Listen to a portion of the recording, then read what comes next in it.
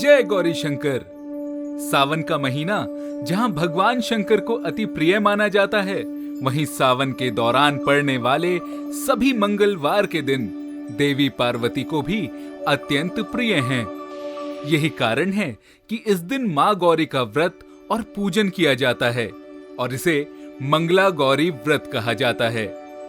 इस साल 2021 में 25 जुलाई से शुरू हो रहे श्रावण मास के दौरान कुल 4 मंगला गौरी व्रत पड़ेंगे। वहीं श्रावण मास की समाप्ति 22 अगस्त 2021 को होगी। श्रावण मास का पहला मंगलवार 27 जुलाई को, दूसरा 3 अगस्त को, तीसरा 10 अगस्त को और चौथा यानी अंतिम मंगलवार 17 अगस्त को पड़ेगा। माना जाता है कि माता पार्वती को प्रसन्न करने वाले इस सरल व्रत से अखंड सुहाग और संतान की प्राप्ति होती है। मंगला गौरी व्रत विशेष तौर पर मध्य प्रदेश, पंजाब, बिहार, राजस्थान, उत्तर प्रदेश, हिमाचल प्रदेश और हरियाणा में प्रचलित है। आज हम आपको मंगला गौरी व्रत की पौराणिक कथा बता रहे हैं, जिसे मंगला गौरी व्रत के दिन सुना और कहा जाता है।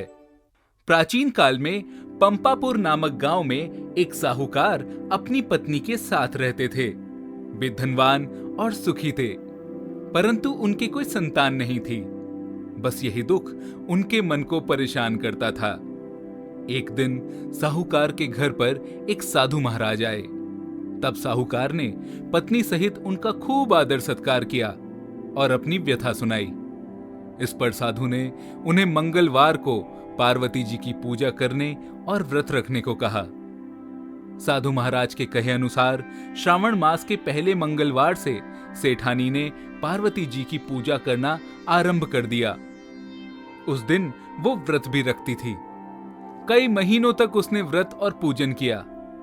तब उसके भक्ति भाव से मां पार्वती जी प्रसन्न हो गईं। और फिर एक दिन साहूकार को स्वप्न आया, जिसमें माता ने उन्हें बताया कि जिस आम के वृक्ष के नीचे गणेश जी बैठे हों, उस आम के वृक्ष का फल तोड़कर अपनी पत्नी को खिला दें, तो उन्हें अवश्य ही संतान की प्राप्ति होगी। अगले दिन सुबह आंख खुलते ही साहूकार ऐसे आम के वृक्ष को ढूंढने लगा जिसके नीचे गणेश जी बैठे हों, और फिर ढूंढते ढूंढते उसे एक ऐसा आम का वृक्ष दिखाई दे गया। तब फल तोड़ने के लिए उसने पेड़ पर पत्थर मारना आरंभ कर दिया।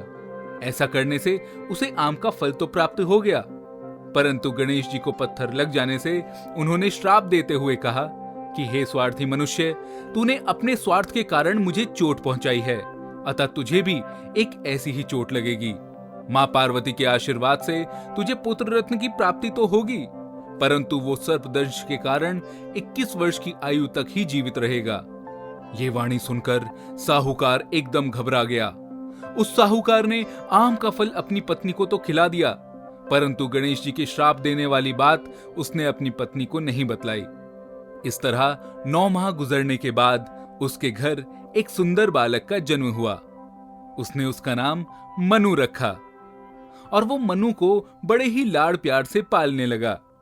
धीरे धीरे मनु 20 वर्ष का हो गया। वो अपने पिता के साथ व्यापार करने जाता था, पर एक दिन व्यापार करके लौटते समय दोनों पिता पुत्र भोजन के लिए निमित्त एक गांव के पास तालाब के किनारे पेड़ की छांव में बैठ गए और भोजन करने लगे। उसी समय उस गांव की 2 लड़कियां उस तालाब पर कपड़े धोने आईं। वे लड़कियां नवयौवना की भांति हंसमुख, फुर्तीली एवं उच्च सभ्य घर की प्रतीत हो रही थी। कपड़े धोते समय वे आपस में बात कर रही थी। उनमें से एक लड़की कमला ने कहा, क्यों री मंगला, तुझे याद है मैं कब से मंगलवार को मंगला गौरी का व्रत करती हूँ? अब तो अगले मंगलवार का उद्यापन भी करूंगी। इस व्रत के करने से मुझे मेरे मन लायक पति मिलेगा और सुख चैन से रहूंगी। ऐसा कहते हुए कमला ने आगे कहा, मंगला, तू भी अगले साल श्रावण मास से पहले मंगलवार से व्रत करना चालू कर देना, तो तुझे भी मनपसंद वर मिलेगा। इस व्रत को करने से पति की आयु भी बढ़ती है। कमला की ये बात सुनकर मंगला भी व्रत करने के लिए राजी हो गई। पेड़ के नीचे भोजन करते समय वे दोनों पिता पुत्र उन लड़कियों की बातचीत सुन रहे थे। उन लड़कियों के वार्तालाप से सेठ जी ने समझ लिया कि कमला नाम की लड़की अपने पुत्र के विवाह के लिए सर्वथा उपयुक्त है। सेठ जी ने अपने पुत्र की मनोभावना जानने के लिए पुत्र से कई तरह की बातें कहीं। पुत्र भी अपने पिता के विचारों से सहमति प्रकट करता दिखा। अतः सेठ जी ने अपने पुत्र का कमला के साथ विवाह करने का निश्चय कर लिया और सोचा कि ऐसा होने से मेरे पुत्र की आयु बढ़ सकती है और कोई भी अनहोनी टल सकती है। अब पिता पुत्र कमला के पीछे पीछे उसके घर की ओर चल दिए। कमला के पिता भी नामी साहूकार थे।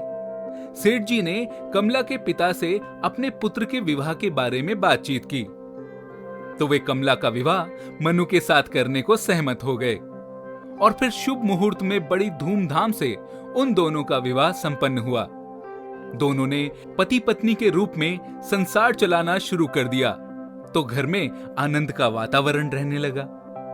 कमला ने ससुराल में आकर भी मंगला गौरी का व्रत नियमानुसार चालू रखा, जिससे माता पार्वती एक दिन कमला को स्वप्न में दर्शन देकर कहने लगी, पुत्री, मैं तेरे व्रत से प्रसन्न हूं, लेकिन तेरे पति की आयु बहुत कम है। अगले महीने मंगलवार को एक सर्प तेरे पति के प्राण लेने आएगा, लेकिन तू घबराना नहीं।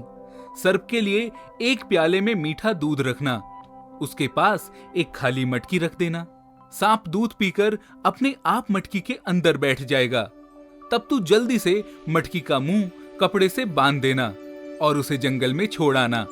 इससे तेरे पति के प्राण बच जाएंगे। जब मंगलवार का दिन आया तो कमला ने किसी को भी कुछ बताए बगैर माता पार्वती के कहे अनुसार सारा कार्य कर दिया और फिर मां पार्वती की कृपा से कमला के पति के प्राण बच गए। इस प्रकार व्रत के प्रभाव से मनु दोष मुक्त हो गया। जब लोगों को सारी घटना मालूम हुई तो सबने खुशी मनाई। अब तो चारों ओर कमला का गुणगान होने लगा।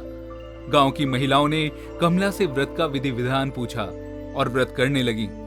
कमला ने भी अगले मंगलवार विधि विधान से मंगला गौरी व्रत का उद्यापन भव्य रूप से कराया और ब्राह्मणों को भोजन कराने के बाद यथेष्ट दक्षिणा देकर उनका आशीर्वाद लिया।